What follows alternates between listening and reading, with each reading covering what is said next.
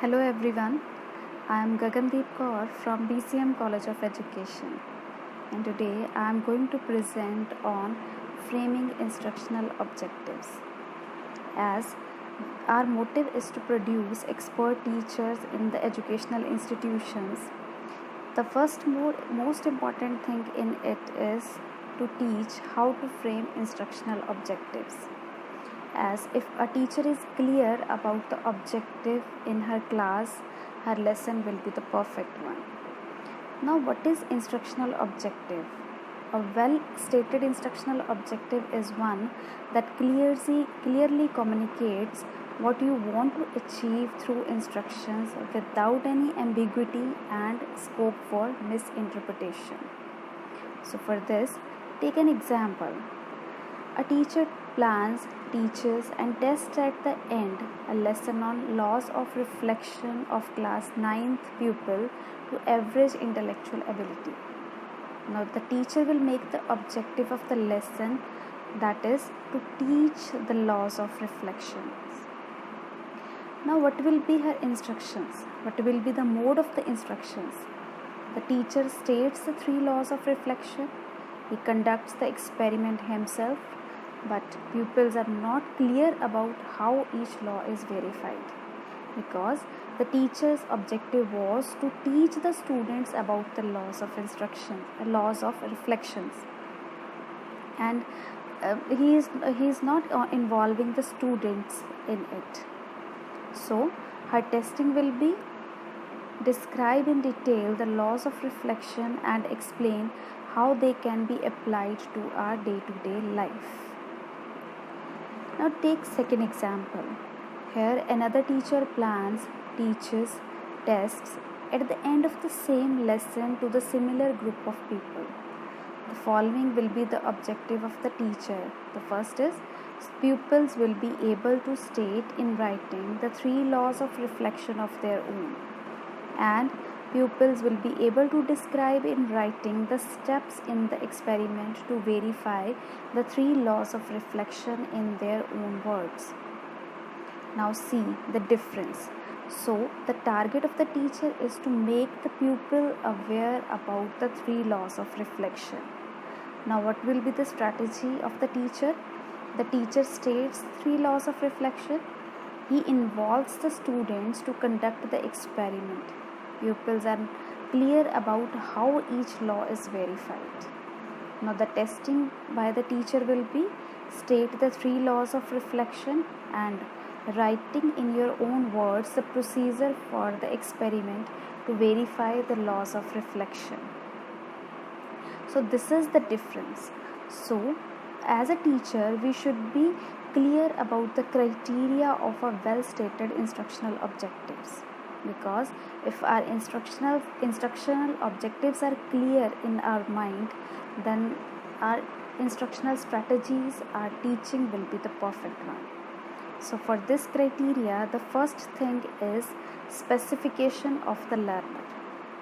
The most important criteria for a well stated instructional objective is that it must specify who is to demonstrate the outcome, and that who should always be the learner.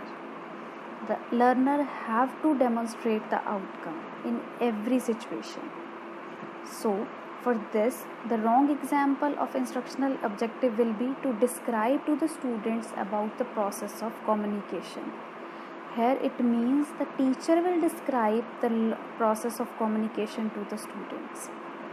But the right example will be the students will be able to describe the process of communication.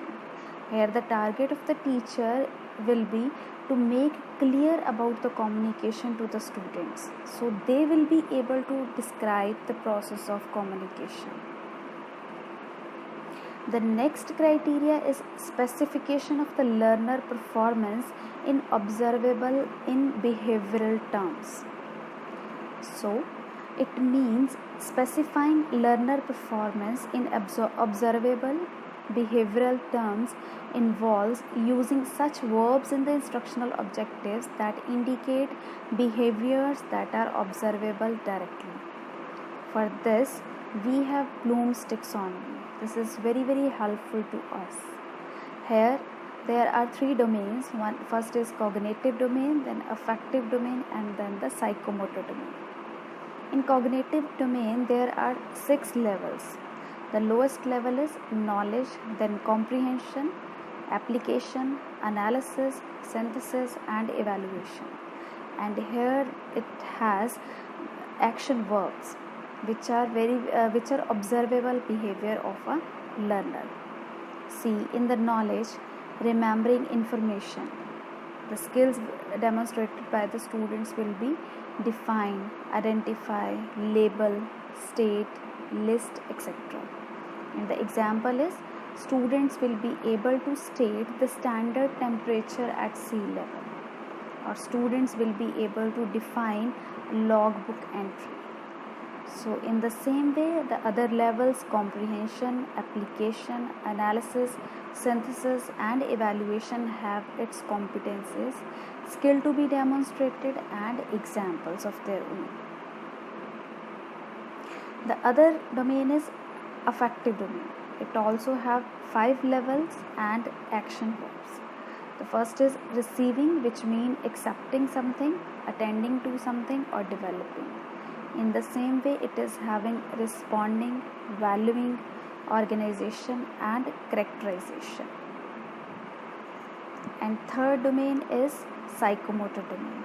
It is also having 5 levels. First is imitate, manipulate, precision, articulation, and naturalization. These also have their definitions and possible action verbs. So the examples are, students will be able to understand the 3 levels of reflection. Second is, students will be able to tell an example of their own for each of the 3 laws of reflection. The third criteria of writing instructional objective is specification of conditions under which learner's performance occurs. The specification of criteria means what you want from the learner. It can be like, for example, the pupils will be able to match names of animals with the names of countries to which they belong, given the list of both. Here the criteria is the list of animals and names of the country is specified. The next is, pupils will factorize 5 expressions in algebra by referring the formula for algebraic expressions. So here the condition is formula for algebraic expressions. And the last criteria for instructional objective is specification of the minimum expected level of performance of learners. What we are expecting from the learners. It can be qualitative as well as quantitative. For example, if we are taking qualitative, so as it means as discussed in the class, students will be able to exhibit the outcome as that is discussed in the class, as given in the textbook, meet the 3 criteria especially, or draw a figure almost correct with respect to accuracy and proportion. So these can be the criteria for quality. And for quantity, it can be suppose a student will be able to solve at least 5 out of 10 multiple choice items, and that should be corrected. Write not more than 5 errors. So these can be the criteria for quantity. For example, the students will be able to solve correctly at least 10 simple equations out of 25. So that is the criteria mentioned over there. Out of 25, student will be able to solve at least 10 equations. Students will be able to describe the 3 causes for the World War II as discussed in the class. So here it is having quantitative as well as qualitative aspect. Quantitative aspect is 3 causes and qualitative aspect is as discussed in the class. So these are the 4 criteria which we have to consider while writing our instructional objectives. Because when we are planning for our lesson, instructional objective is the most important thing to be planned properly.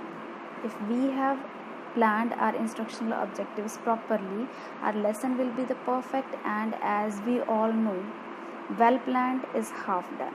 So thank you. All these instruction points on instructional objectives should be considered while writing your instructional objectives. Thank you so much for watching.